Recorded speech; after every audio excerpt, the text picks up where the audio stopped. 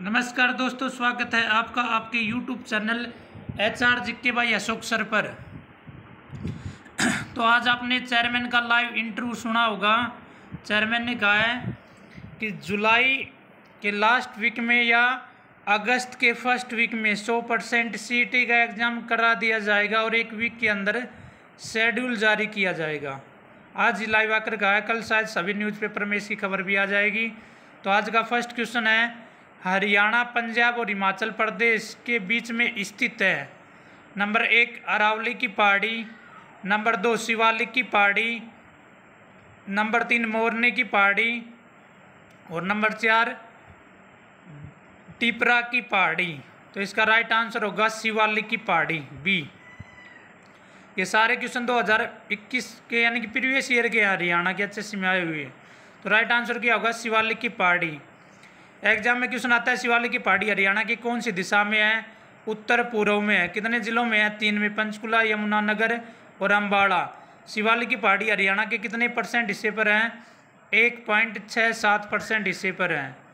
अरावली की पहाड़ी, अरावली की पहाड़ी हरियाणा के दक्षिण में है और अरावली की पहाड़ी की हरियाणा में सबसे ऊंची चोटी ढोसी है जो महेंद्रगढ़ में है, 652 मीटर है उसकी ऊंचाई।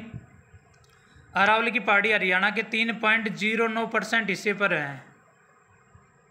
और टिपरा की पहाड़ी ये भाई हिमाचल प्रदेश में है। देखो पंजाब है, पंजाब हरियाणा की कौन सी दिशा में है?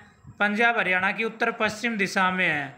हिमाचल प्रदेश, हिमाचल प्रदेश हरियाणा की कौन सी दिशा में है? उत्तर दिशा में है। हिमाचल प्रदेश के साथ हरियाणा के कितने ज़िले लगते हैं? 3। और हिमाचल प्रदेश के हरियाणा के साथ कितने ज़िले लगते हैं? 2। पंजाब के हरियाणा के साथ कितने ज़िले लगते हैं? 6 लगते हैं और हरियाणा के पंजाब के साथ 7 ज़िले लगते हैं। नेक्स्ट क्वेश्चन, क्वेश्चन हम देखो, हरियाणा सरकार द्वारा संचालित बाल देखभाल संस्थानों का नाम बदलकर क्या रखा गया है? तो इस ए ऑप्शन है जगन्नाथ आश्रम, बी ऑप्शन है बच्चन आश्रम, सी ऑप्शन है पोषण केंद्र, डी ऑप्शन है इंदिरा आश्रम। तो इसका राइट आंसर होगा जगन्नाथ आश्रम। अब देखो ऐसे और भी नाम बदले गए हैं, उन पर मैं एक अलग से वीडियो बना दूंगा। जैसे हरियाणा सूचना भवन का नाम बदलकर क्या कर दिया गया? नेताजी सुभाष चंद्र बोस। जहांआरा बाग स्टेडियम झज्जर का नाम बदलकर क्या कर दिया गया? स्वामी दयानंद सरस्वती स्टेडियम कर दिया गया है। हिसार एयरपोर्ट का नाम बदलकर क्या कर दिया गया? महाराजा अग्रसेन एयरपोर्ट कर दिया गया है। ठीक है। नेक्स्ट क्वेश्चन, निम्नलिखित में से कौन सी मिट्टी हरियाणा में नहीं पाई जाती? ये क्वेश्चन बार बार रिपीट हुआ है भैया एग्जाम में। ए पर्वतीय मिट्टी, बी लाल मिट्टी, सी चेस्टनाइट मिट्टी, डी काली मिट्टी। तो इसका राइट आंसर होगा डी काली मिट्टी हरियाणा में नहीं पाई जाती है। भैया आपको HSC के अकॉर्डिंग चलना और यही आंसर करना है। पर्वतीय मिट्टी पाई जाती है पंचकुला, अम्बाड़ा, यमुनानगर जिलों में। ठीक है। लाल मिट्टी कहाँ पर पाई जाती है? सिरसा में। और लाल चेस्टनाइट मिट्टी कहाँ पर पाई जाती है? ये यमुनानगर में पाई जाती है। और केंद्रीय मिट्टी लवणता केंद्र कहाँ पर है? तो केंद्रीय मिट्टी लवणता केंद्र करनाल में। इसकी स्थापना 1969 में हुई थी। नेक्स्ट क्वेश्चन, 1 दिसंबर 2019 तक हरियाणा विधानसभा में विपक्ष के नेता कौन है? ए मनोहर लाल खट्टर, बी ज्ञानचंद गुप्ता, सी भूपेंद्र सिंह हुड्डा, डी RK नंदन। तो इसका राइट आंसर होगा सी भूपेंद्र सिंह हुड्डा। भूपेंद्र सिंह हुड्डा कहाँ से विधायक है? तो ये गढ़ी, सांपला, किलोई, रोहतक से है और 14वीं विधानसभा में सबसे ज्यादा वोटों से जीता है। किस पार्टी से है ये? कांग्रेस।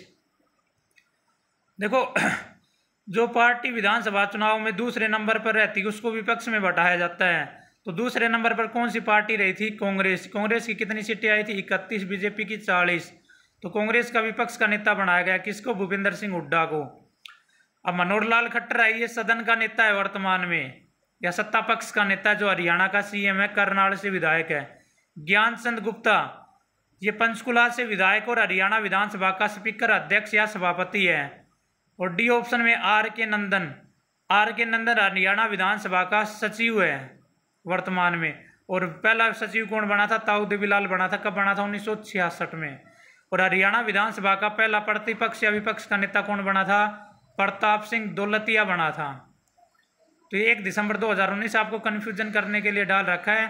तो हरियाणा विधानसभा में विपक्ष का नेता पूछा है, आप कन्फ्यूज मत होना ऐसे क्वेश्चनों से, और ये बहुत बार ऐसे पूछे गए हैं क्वेश्चन। 1 जनवरी दे देगा 2020, कुछ भी दे सकता है, लेकिन आपको जो प्रेजेंट में हुई याद रखना है।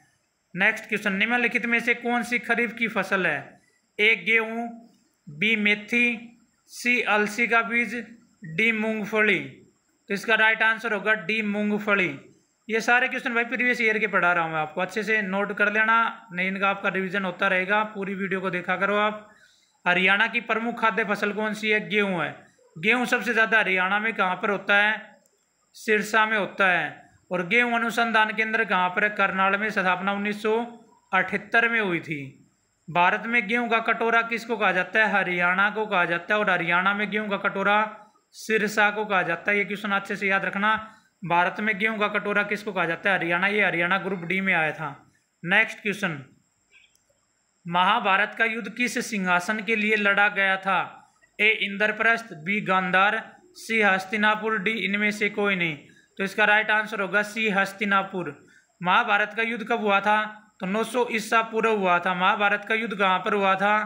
कुरुक्षेत्र में हुआ था। किन किन के बीच में हुआ था? पांडव और कुरुक्षेत्र के बीच, पांडव और कौरवों के बीच में हुआ था। कौन जीता था? पांडव जीते थे। महाभारत का युद्ध कितने दिन चला था? 18 दिन चला था। महाभारत के युद्ध में कितनी अक्षौणी सेना थी? 18 थी। 11 कौरवों की तरफ, 7 पांडवों की तरफ थी। महाभारत युद्ध भूमि कितने कोस में फैली हुई है? 48 कोस में फैली हुई है। महाभारत युद्ध भूमि को वर्तमान में किस नाम से जाना जाता है? अस्थिपुर के नाम से जाना जाता है। और महाभारत काल में और युद्ध काल में हरियाणा को बहुधान्यक कहा गया था। बहुधान्यक, बहुधान्यक का अर्थ क्या होता है? अत्यधिक समृद्ध भूमि। ये ग्रुप डी में पूछा गया था। ठीक है, नेक्स्ट क्वेश्चन। क्वेश्चन हम देखो, हरियाणवी भाषा की एक बोली है। ए हिंदी, बी पंजाबी, सी गुरुमुखी, डी राजस्थानी। तो इसका राइट आंसर होगा ए हिंदी। ऐसे भी एग्जाम में आता है, हरियाणवी में कौन सा पढ़ता है? तो वी पढ़ता है। और हरियाणवी भाषा के शब्द किस भाषा से मिलते हैं? हरियाणवी भाषा के शब्द फिनिश भाषा से मिलते हैं। हरियाणवी किसकी उपभाषा है? पश्चिमी हिंदी की उपभाषा है। हरियाणवी किसका छोटा रूप है? कोरवी का। और कोरवी किसका छोटा रूप है? खड़ी बोली का। बोली के आधार पर हरियाणा को कितने भागों में बांटा गया है? 6 भागों में बांटा गया है। नेक्स्ट क्वेश्चन, प्रसिद्ध हरियाणवी कवि दयाचंद मायना का जन्म हरियाणा के किस गांव में हुआ था? ए ऑप्शन में है दयाचंद, बी ऑप्शन में है मायना, सी ऑप्शन में बालोट, डी ऑप्शन में है किलोई। तो इसका राइट आंसर होगा बी, मायना गांव में हुआ था। मायना गांव कहाँ पर है? रोहतक में है। दयाचंद मायना रागनी गायकार था। इसे हरियाणा का जॉन मिल्टन और आंसू कवि कहा जाता है। हरियाणा का जॉन मिल्टन और आंसू कवि किसको कहा जाता है? दयाचंद मायना को कहा जाता है। हरियाणा का एकमात्र राष्ट्रीय कवि कौन था? देखो, राष्ट्रीय कवि कौन था हरियाणा का? एकमात्र दयाचंद मायना था। इसने एक किस्सा नाटक लिखा था। किस्सा नाटक किसके जीवन पर लिखा था? नेताजी सुभाष चंद्र बोस के जीवन पर लिखा था। बालोट गांव कहाँ पर है? रोहतक में है। और इस बालोट गांव में बाबा जमुना दास का मेला लगता है। किलोई गांव कहाँ पर है? किलोई गांव रोहतक में है। और यहाँ से हरियाणा में सबसे ज्यादा मूर्तियां प्राप्त हुई थी। नेक्स्ट क्वेश्चन, हरियाणा की सबसे बड़ी प्राकृतिक झील कौन सी है? ए तिलियार, बी टिक्करताल, सी चिल्ली झील, डी दमदमा। तो इसका राइट आंसर होगा दमदमा। दमदमा झील कहाँ पर है? गुरुग्राम में और 3000 एकड़ में है ये। चिल्ली झील कहाँ पर है? फतेहाबाद में है। टिक्करताल झील कहाँ पर है? पंचकुला में। और तिलियार झील कहाँ पर है? तिलियार झील रोहतक में। इसका निर्माण 1976 में किया गया था। ये सारे क्वेश्चन इंपॉर्टेंट है भाई, ठीक है। और हरियाणा में प्रमुख झील कितनी है? 5 हैं। प्रमुख झील कितनी है? 5।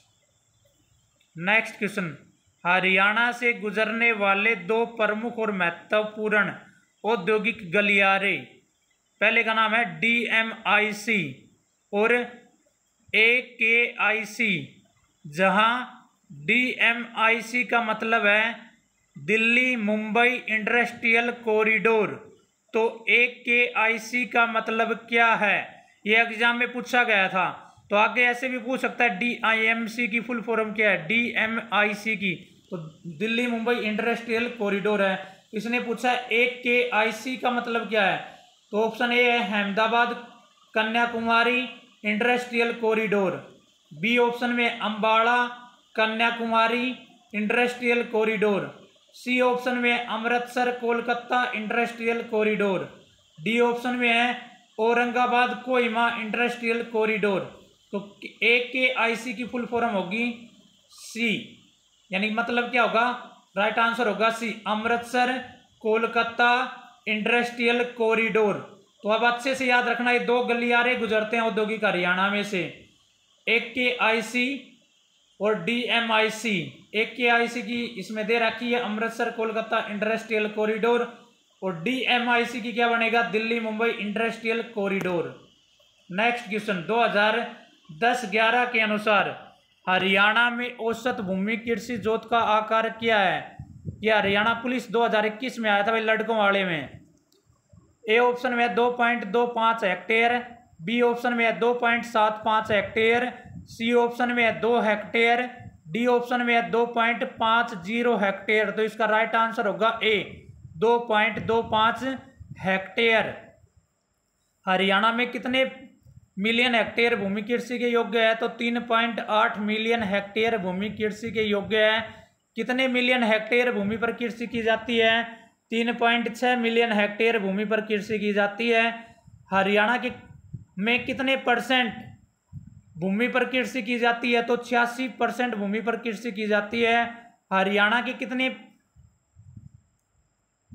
परसेंट भूमि कृषि के योग्य है, तो आएगा 86%। और हरियाणा में कितने परसेंट भूमि पर कृषि की जाती है, तो आएगा 81%। और हरियाणा की 70% जनसंख्या कृषि पर निर्भर करती है। कृषि के आधार पर हरियाणा को 3 जोनों में बांटा गया है, और कृषि जलवायु के आधार पर हरियाणा को 2 जलवायु क्षेत्रों में बांटा गया है, और हरियाणा भारत के 6ठे कृषि जलवायु क्षेत्र में आता है। तो एक बार फिर रिपीट करवाता हूँ, हरियाणा की 3.8 मिलियन हेक्टेयर भूमि कृषि के योग्य है, 3.6 मिलियन हेक्टेयर भूमि पर कृषि की जाती है। हरियाणा की 86% भूमि कृषि के योग्य है, और 81% भूमि पर कृषि की जाती है। हरियाणा की 70% जनसंख्या कृषि पर निर्भर करती है, और हरियाणा में पहली कृषि जनगणना 1970-71 में हुई थी। Thank you for watching our video. कैसी लगी हमारी वीडियो कमेंट्स बॉक्स में कमेंट्स करके बताना। आप वीडियो को ज़्यादा से ज़्यादा लाइक शेयर व सब्सक्राइब करना।